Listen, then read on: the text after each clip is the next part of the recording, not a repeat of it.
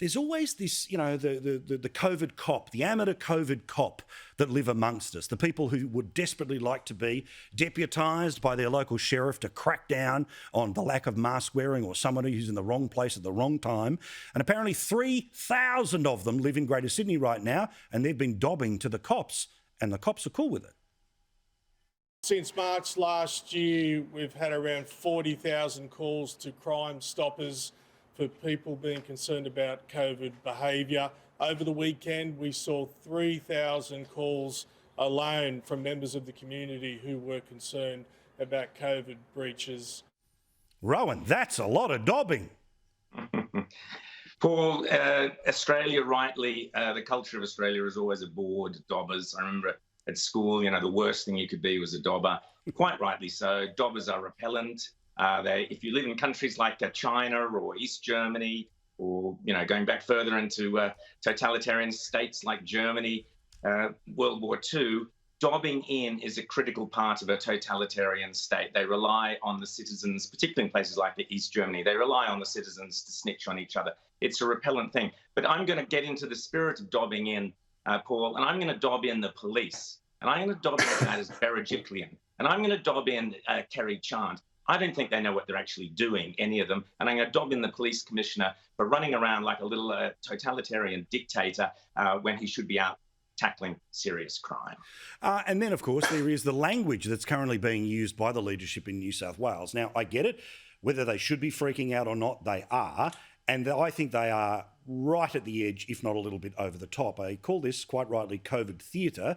Is this the right script to be singing from, Joe? This is the Premier in New South Wales. Yeah, We have to quash the community transmission, because if we don't, we will see thousands and thousands of people in hospital and lots of people, thousands of people potentially dying. Okay, Joe, that's a bit much, right?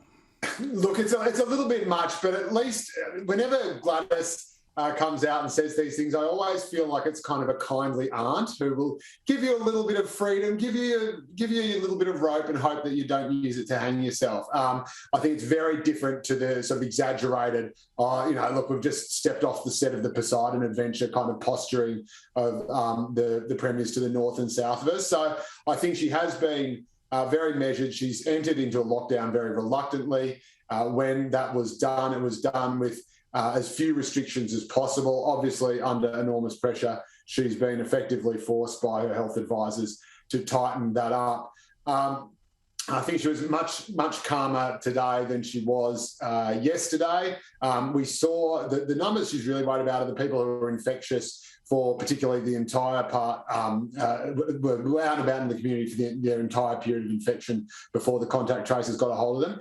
And that number has actually remained about steady at about 32, 33. And today, of course, that's 33 out of 112 instead of 33 out of 77. So it seems like, God willing, touch wood, that number is flatlining, and hopefully they can begin to turn it around. But clearly, the other thing is, of course, this time around, I saw all the doomsayers on the 7:30 report today again saying we have to lock down even more and we don't know if curfews work, but we better have them anyway. I just cannot believe that.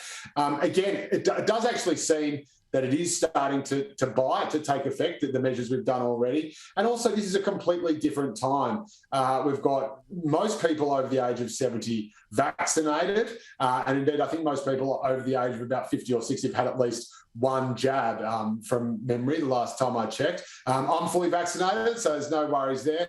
That's obviously not going to just stop people who are vaccinated from getting sick and going to hospital and dying. So if they're not getting sick, who cares?